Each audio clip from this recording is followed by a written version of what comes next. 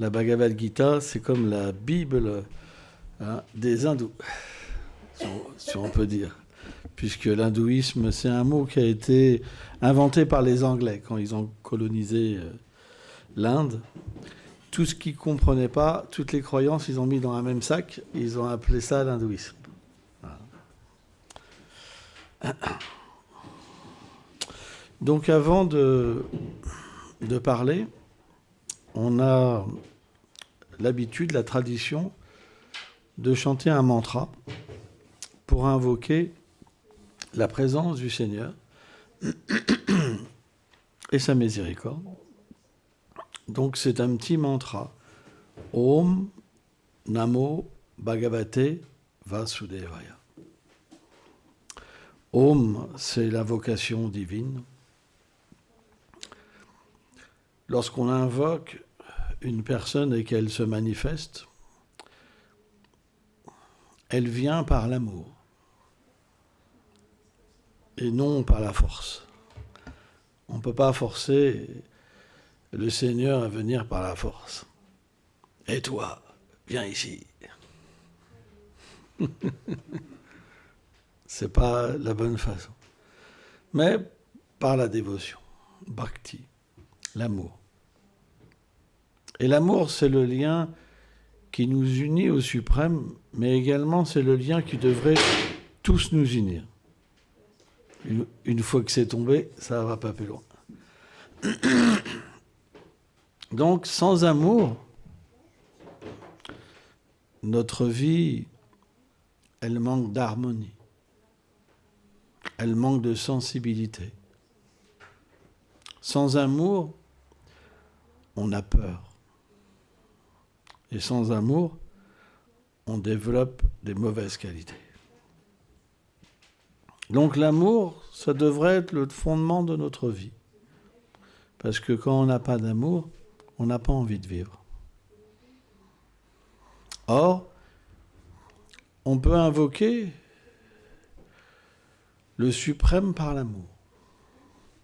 Parce qu'il est amour. Alors bien sûr, les hommes, parfois, qui se disent des serviteurs de Dieu, ils font des mauvaises choses au nom de Dieu. Mais ça ne veut pas dire que le Seigneur, c'est lui qui agit. C'est des personnes qui se servent de lui, en son nom, qui font quelque chose de mal. Mais le principe, quand on est relié à l'amour, c'est qu'on devrait devenir amour.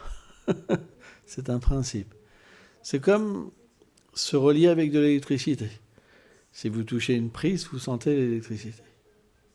Et vous êtes électrifié. Alors ça, c'est pas le côté positif, mais disons que l'amour, c'est comme un courant. Et quand vous êtes connecté à l'amour, vous devenez amour. Quand vous n'êtes pas relié à l'amour, vous devenez quelque chose de différent. Et c'est ça le problème. Quand on est déconnecté, alors on devient conditionné par autre chose que l'amour. Et c'est notre condition en ce moment. C'est pourquoi c'est difficile de vivre. Parce qu'on a besoin, en tant que l'âme, le jiva, d'un océan d'amour.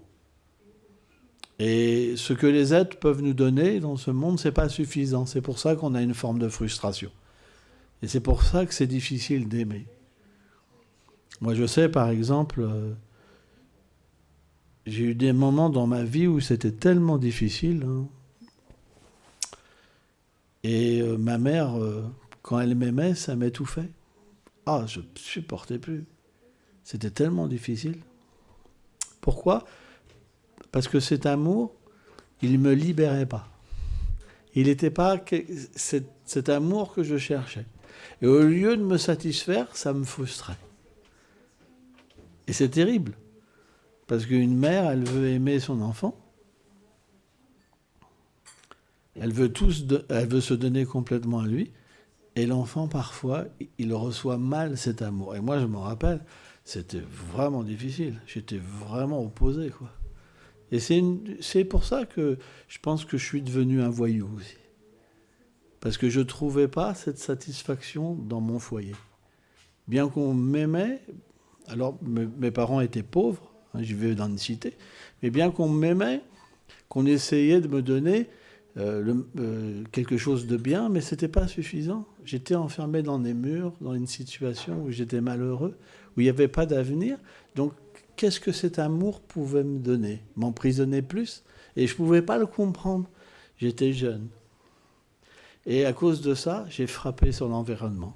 Je me suis mis en colère. Je ne veux pas devenir comme ça.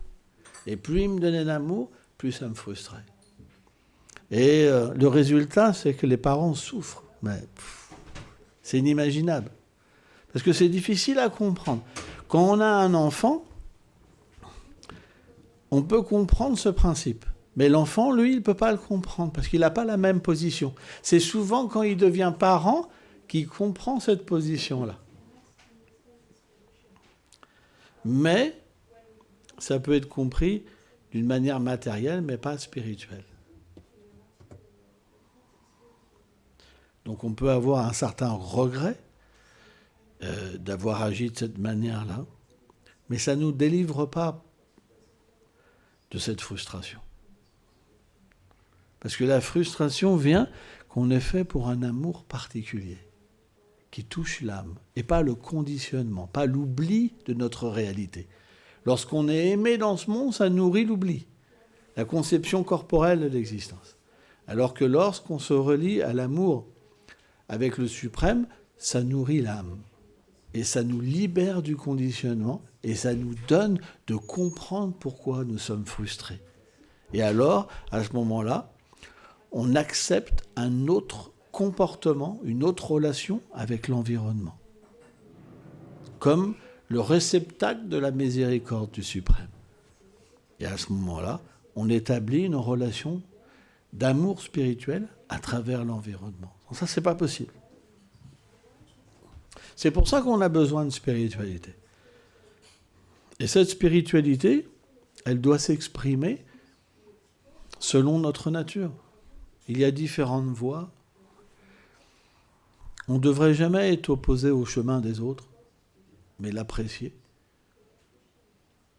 L'amour, ça veut dire je reçois l'intelligence. Buddhi Yogananda, je reçois l'intelligence. Ce suprême qui est derrière toute chose, il nous donne cette intelligence. C'est moi qui suis derrière toute chose. La vraie dévotion, le vrai rapport avec le Seigneur nous permet de comprendre les autres. Si on ne comprend pas les autres, c'est qu'on n'a pas de relation. C'est une foi juste intellectuelle.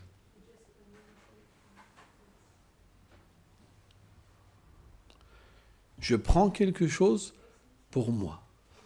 Mais il n'y a pas de relation. Je prends quelque chose pour m'aider dans ma situation parce que je souffre. Je cherche une solution. C'est comme de l'exploitation. Même avec Dieu.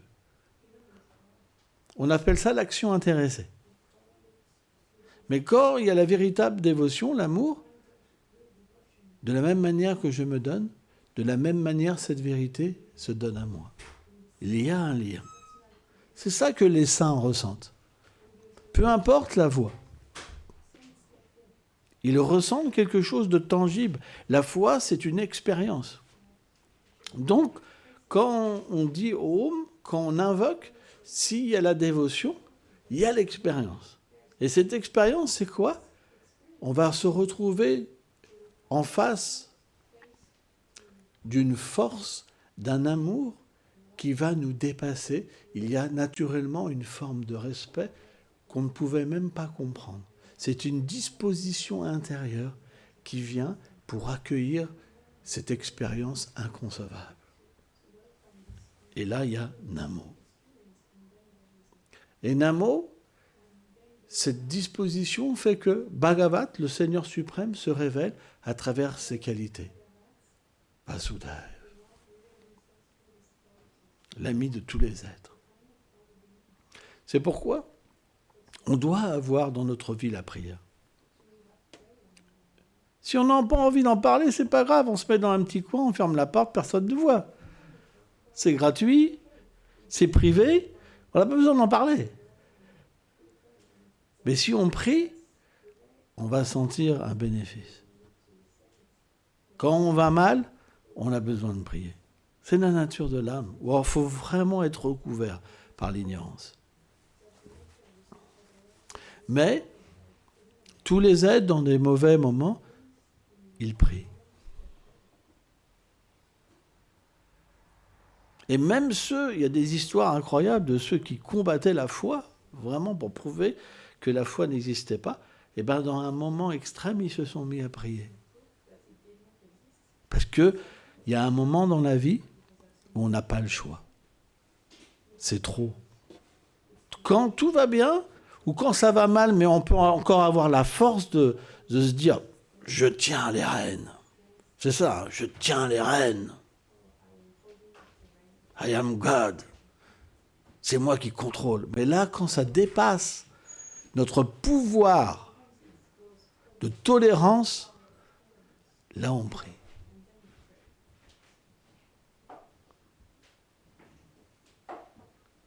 Quand vous êtes sur le seuil de la mort et que vous avez simplement l'espoir que quelqu'un vienne vous sauver, alors vous priez.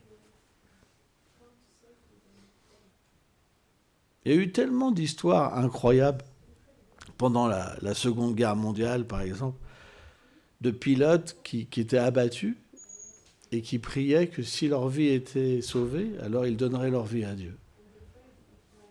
Et ils chutent de tellement haut, en flammes comme ça. Et pourtant, ils sont sauvés. Tellement d'expériences de foi existent. On ne devrait jamais se moquer de la foi. On devrait avoir le bon respect. Notre but, il est d'apprécier que chacun progresse. Et la foi, c'est pas forcément que religieux. Par exemple, un militaire, il va avoir la foi dans son pays, il va donner sa vie à son pays. Un chef de famille dans sa famille, on ne peut pas vivre sans foi. Il y a toujours une forme de foi. Parce que quand il n'y a plus de foi, il n'y a plus d'espoir. On ne peut plus se projeter. Il n'y a plus de but dans la vie. Et on pense à quoi sert ma vie. Et ça revient constamment. Quoi qu'on va faire, on va penser à quoi sert la vie. À quoi sert la vie? À quoi sert la vie? Ça revient constamment, constamment. Mais cette impasse, elle peut vraiment... J'ai besoin d'une montre, parce que je n'ai pas de montre là, pour savoir l'heure. Parce que ça, je vais parler 2 heures.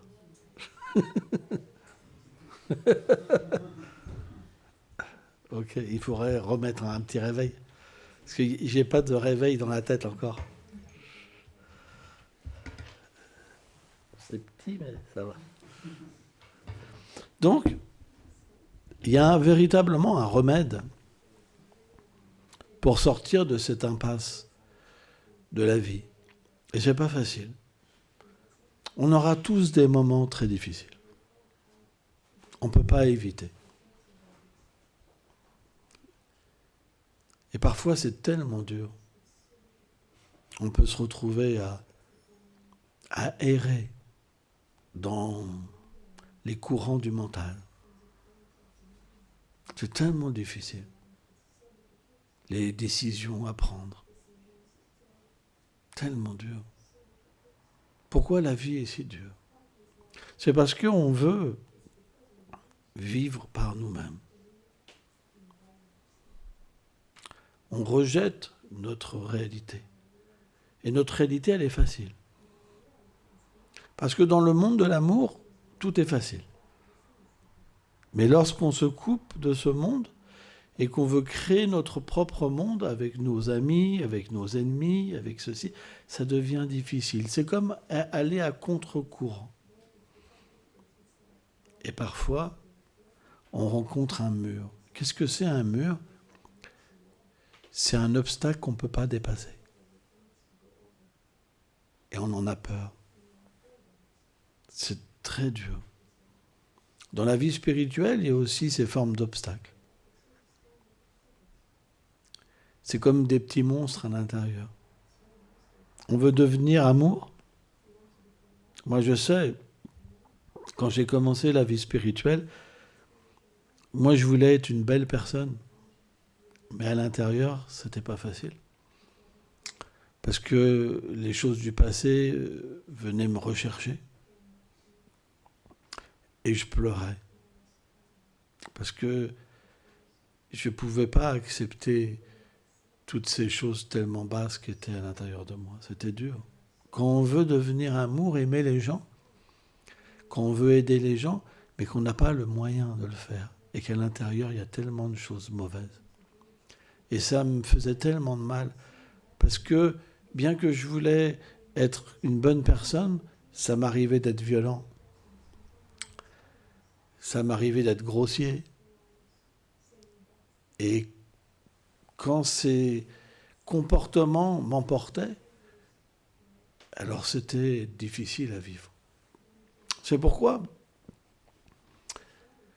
j'ai décidé véritablement, à travers la prière, la méditation, d'entrer en moi, de chercher cette belle personne qui est en moi. L'âme est belle. L'âme est belle. Elle n'a pas de folie, elle n'a pas de colère. Elle est amour. Et donc ce voyage intérieur, c'est quelque chose qui est gratuit et qui est très fort. Mais il faut la foi. Il faut le désirer.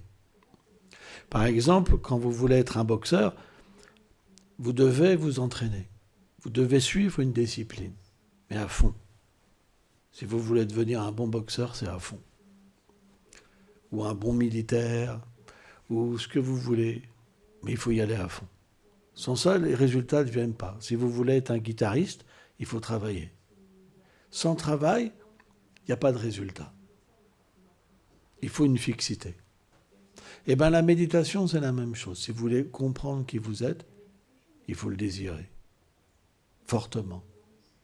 Et ça vient avec des personnes qui ont ce désir. Dis-moi qui tu fréquentes, je te dirai qui tu es. C'est pourquoi,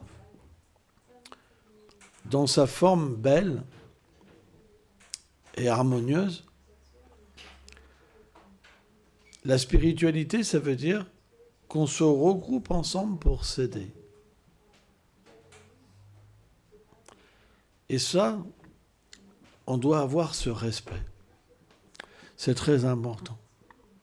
Parce que aussi, il y a des groupes qui ont une forme de spiritualité,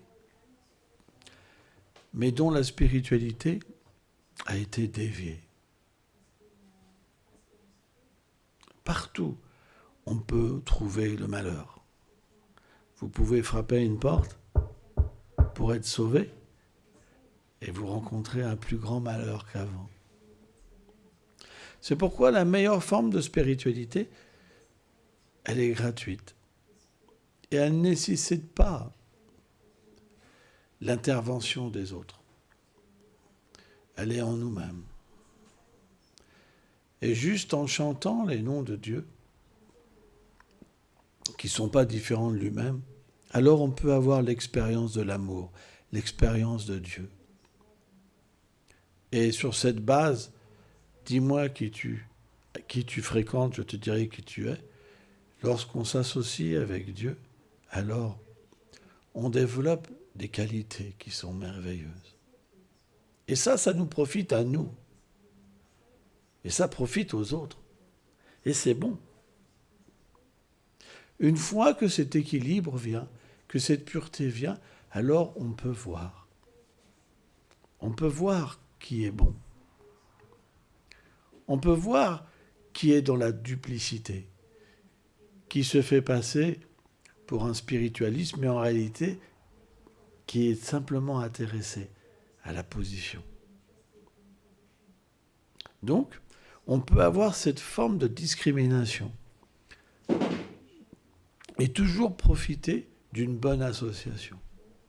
Et même dans une mauvaise association, on peut profiter et progresser. C'est pourquoi la spiritualité, c'est quelque chose qui est merveilleux. Parce que ça nous connecte à la source de l'amour. Et lorsqu'on est satisfait de cette connexion, on reçoit une intelligence particulière. Et on devient compassionné pour les autres, bienveillant pour les autres. Puisqu'on n'a plus besoin pour nous, alors on peut être bon pour les autres. On peut être l'ami des autres. Quand on a besoin pour nous, on exploite.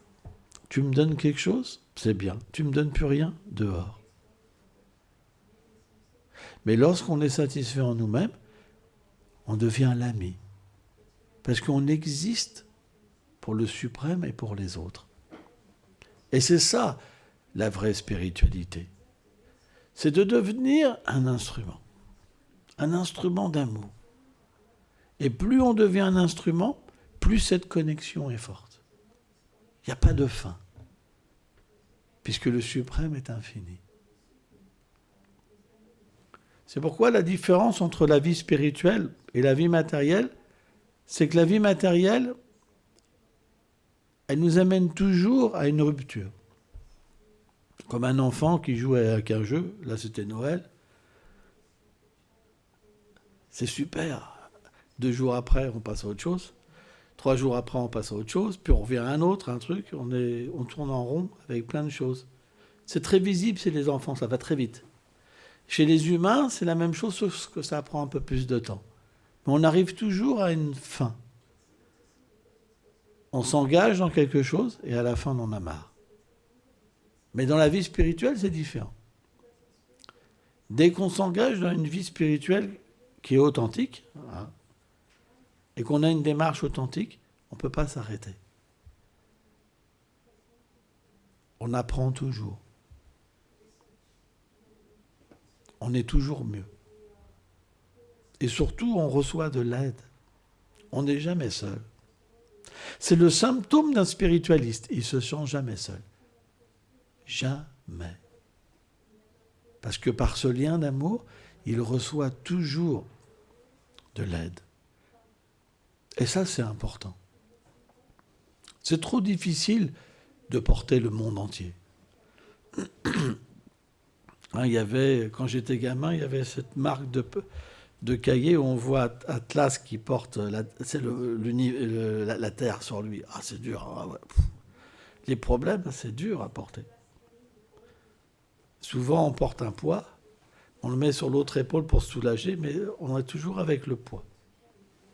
On essaie de trouver des solutions, mais on porte toujours notre poids. Parce qu'on veut être le contrôleur. Cette spiritualité, elle permet de redevenir comme un enfant. Par exemple, quand on vit chez papa et maman, moi je me rappelle quand je vivais chez papa et maman, alors bien sûr on ne veut pas l'accepter, c'est dur, mais tous les problèmes, quelque part, ils sont résolus par d'autres.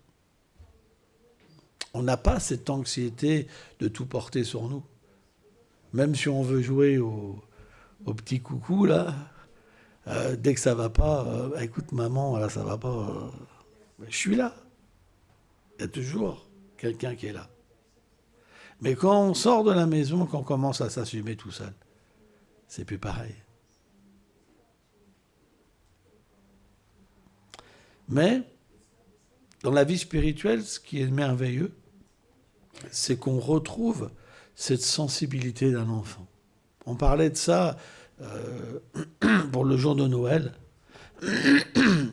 avec les paraboles que Jésus avait énoncées. On retrouve cette situation de la facilité de la vie. Et ça, c'est incroyable. Moi, je vois, ça fait plus de 30 ans que j'ai donné ma vie à Dieu. Je vis comme un gosse. Je sais rien faire. J'ai même pas besoin de m'occuper de ma vie. Mais c'est tellement simple et tellement beau, tellement merveilleux. J'ai pas de problème. Aucun problème. J'ai pas besoin d'argent. J'ai pas besoin de prouver quoi que ce soit. de prendre une identité. Même si j'ai ça, je m'en moque. J'entre en moi. Et je me satisfais à l'intérieur de moi de l'amour. C'est tellement simple. Mais en même temps, c'est dur. Si vous voulez devenir quelqu'un dans ce monde et être reconnu, ça ne sera pas possible. Tout appartient à Dieu. Ce corps, c'est l'énergie du Seigneur. L'intelligence, c'est l'énergie du Seigneur. Les aptitudes, c'est l'énergie du Seigneur. L'âme, c'est l'énergie du Seigneur. Tout existe par lui et pour lui. Mais simplement, il nous donne une liberté totale. Vous voulez être indépendant de moi, je vous donne ce monde. Le résultat, il n'est pas facile.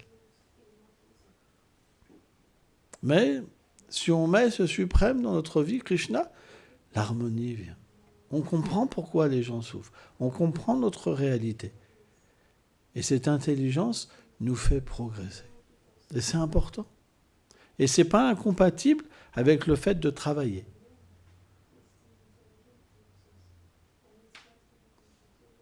Avec le fait d'être un footballeur, avec le fait d'être ce que vous voulez, un légionnaire. Tout le monde peut servir avec sa tendance. Et c'est ça qui est beau. Parce que le Seigneur, il n'accepte une chose, c'est l'amour. Donc on est né avec une tendance. Dieu a nos vies passées. Et cette tendance, on doit l'engager pour la purifier, pour que l'amour se manifeste. Et c'est ça le secret de la Bhagavad Gita. Le secret, c'est que par l'action, on peut tout offrir, se connecter et développer l'amour. Et quand l'amour vient, on agit alors dans cette relation. Et cette relation, elle va nous permettre d'être parfaits. On va recevoir de l'aide dans toutes les relations qu'on a. Et ça, c'est important. Parce que toutes les actions dans ce monde, ils offrent également des réactions, égales et opposées. Si on fait tant de mal, on recevra tant de mal. Si on fait tant de bien, on recevra tant de bien. Peut-être pas dans cette vie, peut-être dans la prochaine vie, mais tout a une réaction égale et opposée. C'est la loi du karma. Or, lorsqu'on agit en harmonie avec le Suprême, il n'y a pas de réaction, parce que ce n'est pas une activité matérielle. C'est pourquoi, à travers une pure activité dévotionnelle, on peut voir Dieu. C'est une expérience. Et on peut se voir soi-même. Complètement dépossédé de tous les attributs matériels.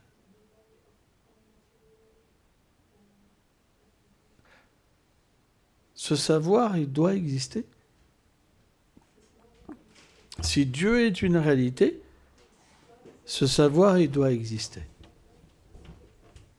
L'infini a le pouvoir de descendre au niveau du fini. Le fini n'a pas le pouvoir d'aller à l'infini. C'est toujours une grâce, en fait. Par l'amour, on se connecte.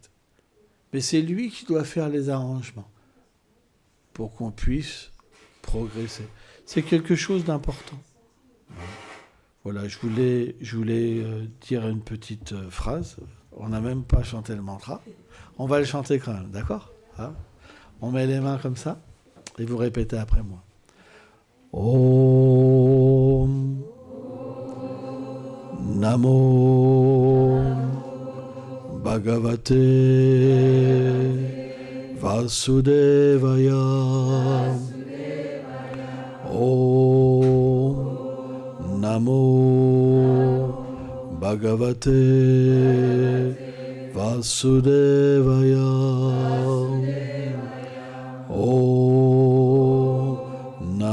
Namo Bhagavate Vasudevaya. Merci beaucoup.